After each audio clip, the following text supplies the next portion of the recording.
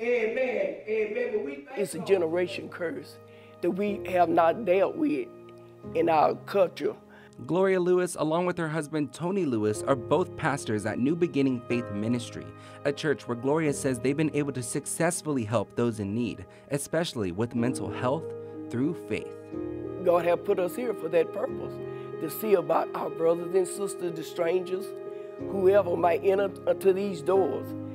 A lot of times in the Black community, we're taught survival and not love.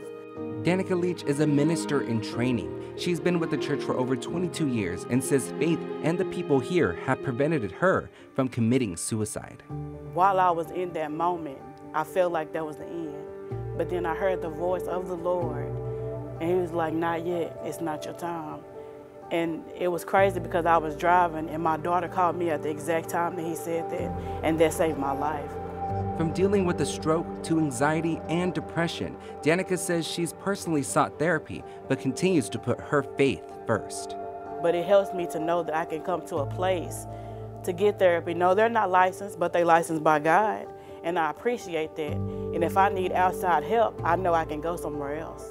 According to the American Psychiatric Association, African Americans often receive poor quality of mental health care and lack access to culturally competent care. I spoke with the Tyler licensed clinical social worker to find out what mental health care is like in East Texas for the Black community. Looking at the statistics of the number of people that are African American descent doing counseling, may they be LPCs or social workers in general, or just addiction professionals.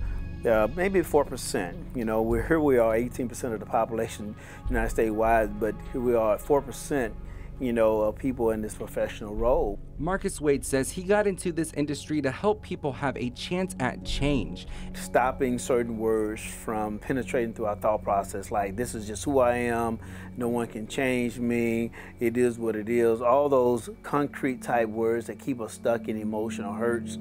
Man, I think it's the number one thing that most people that I've grew up with, they focus on is God.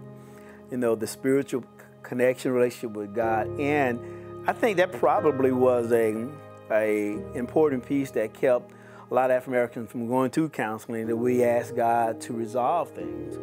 And I personally know from the Hispanic community, but I wanted to ask, is there a stigma within the African American community that prevents people from seeking help? Yes.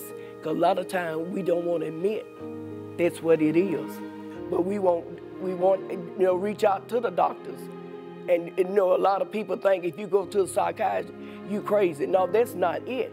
Sometimes you just need someone else to see what you don't see. Pastor Gloria Lewis is speaking from experience. She's recently seen a psychiatrist who helped her deal with childhood trauma.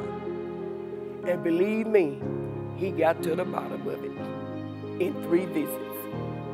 Yes, I could see things all the way differently that happened to me at 8 years old, but came back up again at 65.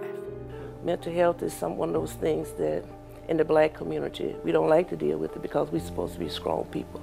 Rose Allen with the ministry says growing up before school integration, her parents taught her to be herself and to not seek validation from other cultures. I have dealt with mental health with my family, with my kids, and with myself. Regardless, she still sought help and faith for her children.